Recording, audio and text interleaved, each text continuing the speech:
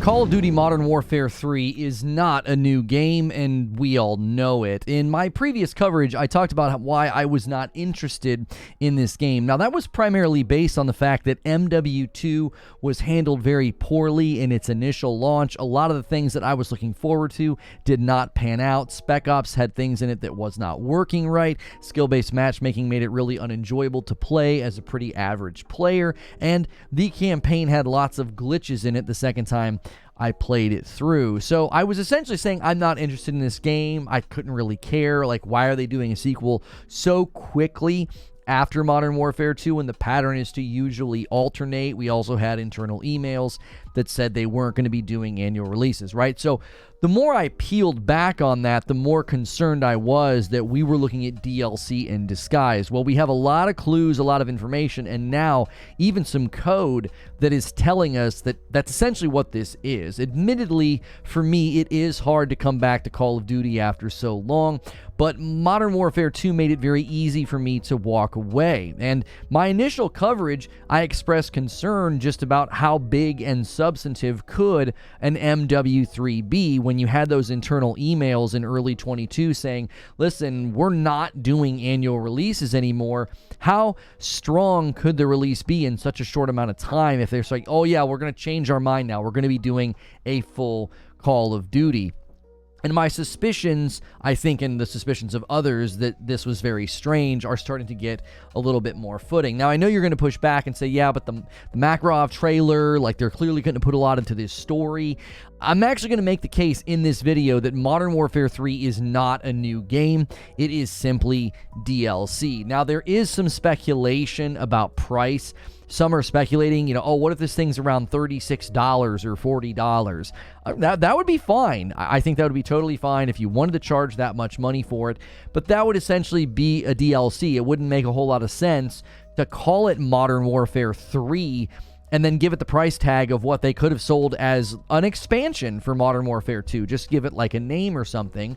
And there's something, I think, in doing a sequel, in doing a premium launch. I anticipate this being full price. Now, I'm open to being proven wrong on that. If it comes out and, the price isn't there, that's totally fine. Now, in light of everything I'm going to walk through, if you only charge $40, then most of my criticism does go out the window. So, let me make my case that we can confidently say that this is not a full game. This is not a complete game. Now, some of this is going to require me looking at articles and clues and things that we have heard of. And while some of these are just clues, I do think one piece of this is very, very clear. So starting with the first clue, Insider Gaming reported that Modern Warfare 3 would be bringing back Verdansk. You can see it here in this article by Grant Taylor Hill on August the 9th. So Modern Warfare 3 is going back to Verdansk. Now, this is a pretty big deal, and then they talk about it here right in the opening, and they talked about what they spotted. So right here you can see in the latest teaser trailer for Modern Warfare 3 that revealed Makarov's character, we've identified evidence of Verdansk returning in the all-new game that's being released this November. Now, it's just being used in the story or a campaign, I think, would be a little bit strange in light of how strong everybody felt about its removal. Everybody was very, very upset about that. For many people, you can see here in this very next sentence, it says, it's a monumental thing, as many people believe that Warzone effectively died when Verdansk was stripped from the game. Now, again, we don't know, they say here, we don't know what the capacity is. It could be flashbacks. It could just be a huge portion of the story. But if it is indeed coming back in the way that they like to update Warzone in conjunction with things they do when they release like a premium game, this could be, I think, the first clue. This is more of a DLC. And what I mean is, there's a lot more I'm going to tie into this. It's almost like this is an update. I've got like a tweet from Charlie Intel. They compiled all the rumors about this. I'm going to read that in just a second.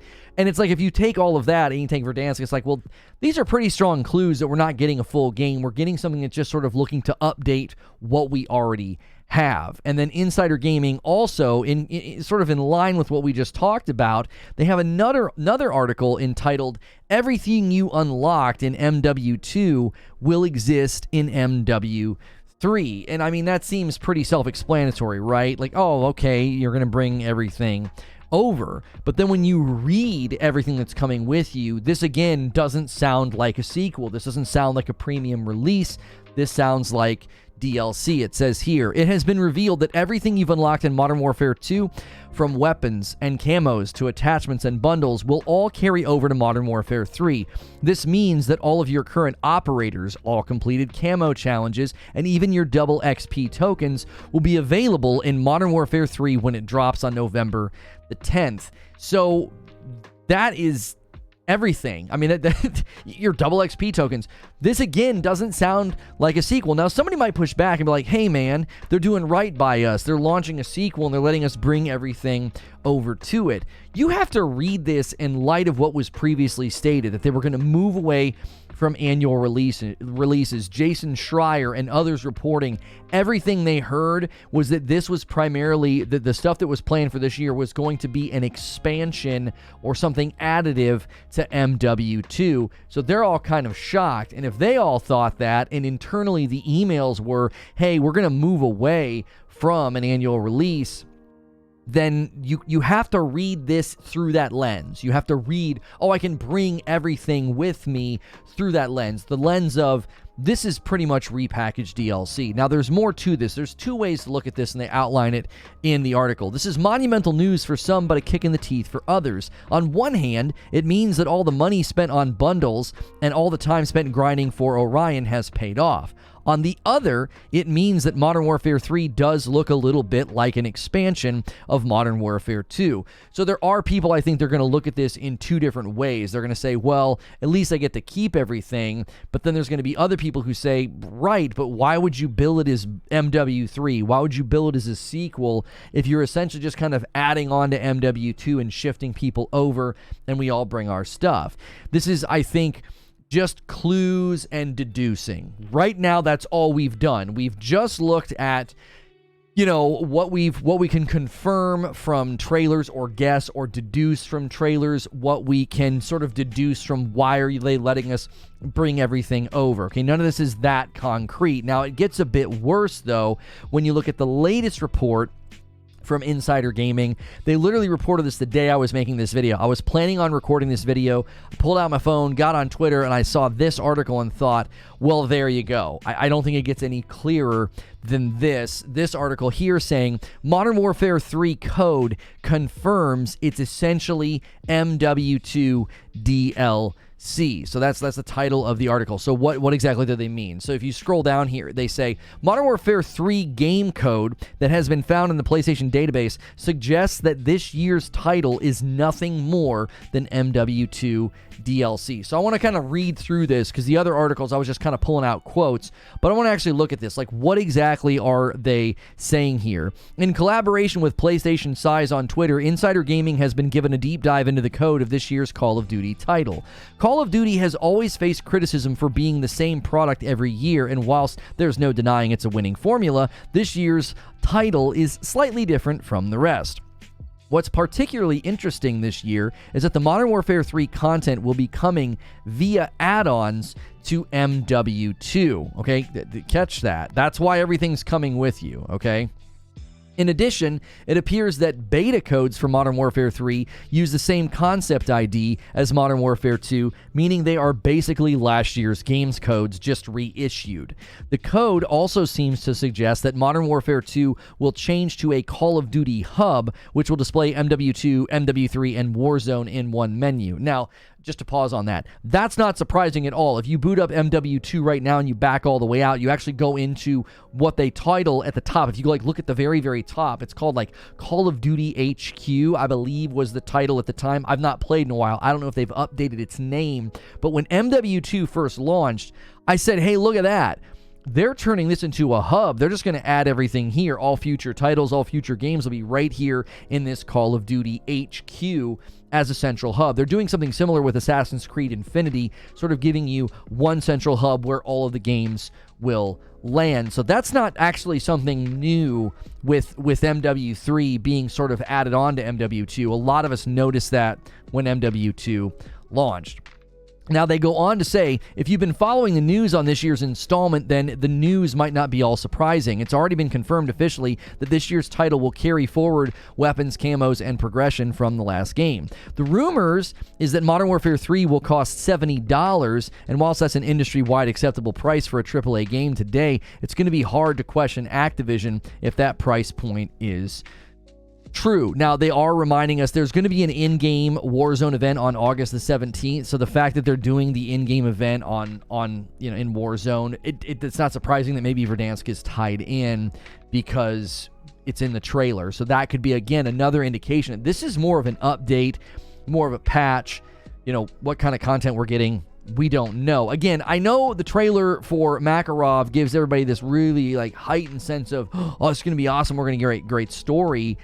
You can tell really great story in DLC. I mean, if you look at Burning Shores and Horizon Forbidden West, pretty substantive story and cool new things that you can go do in a whole new area, but it wasn't a sequel, it was DLC. So I've never denied or thought, oh yeah, you can't tell a good story in a DLC, but it is being billed as a brand new title. Now, in light of this code thing, Insider Gaming did take to Twitter to clarify. They said, to be clear, the codes will be new codes, but are using the same concept ID as Modern Warfare 2 because MW3 is just MW2 DLC. So there you have it. I think in light of all of this, it's easy to see this is Modern Warfare 2 DLC, renamed, repackaged, and that leaves us with sort of a twofold question at the end.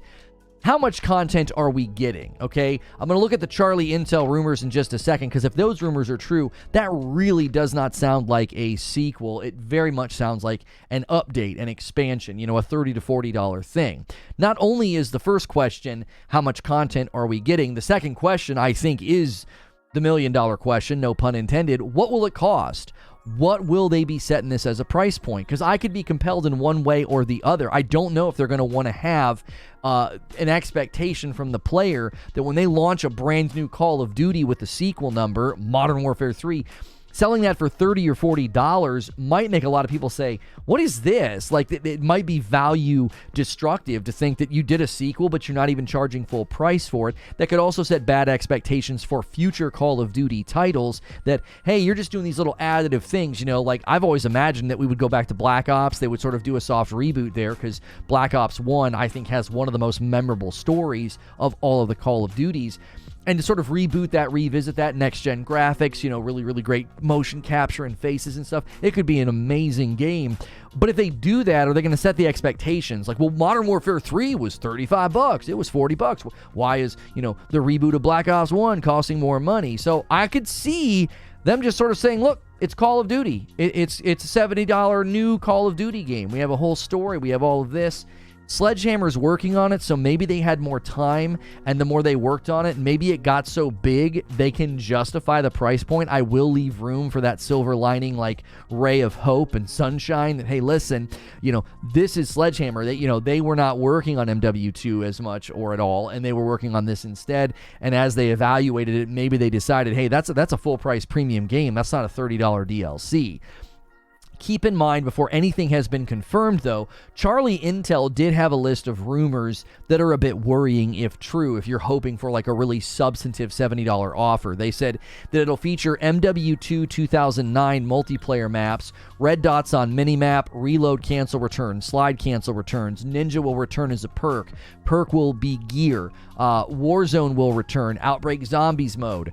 Again, none of that sounds bad, but it doesn't sound like sequel. It sounds like update to me. If you're used to reading, updates, patches, expansions, add-ons, those are the types of things that you throw in. I know everybody's probably pretty excited to hear, oh, Modern Warfare 2 2009 multiplayer maps. Yo, dope, let's go back, right? Let's go back to some of those classic maps.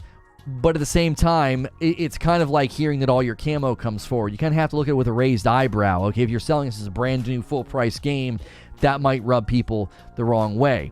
The Makarov trailer, I know many people are going to push back and say, hey man, that's exciting story. Once that trailer hit, I saw people on Twitter saying, see, this is not an expansion. They thought that trailer kind of put the subject to bed. So Only time will tell whether or not this is an expansion. For now, to me, it looks like MW3 is not a new game, but DLC in disguise. What do you think? Let me know in the comments below. If you're a member, these videos typically roll over into a members-only debrief, so feel free to hit that join button if you want to be a part of those debriefs. Everything else on my channel is totally free, the live shows and these uploads. So as always, make sure you hit subscribe and the bell button so I can see you in the next video.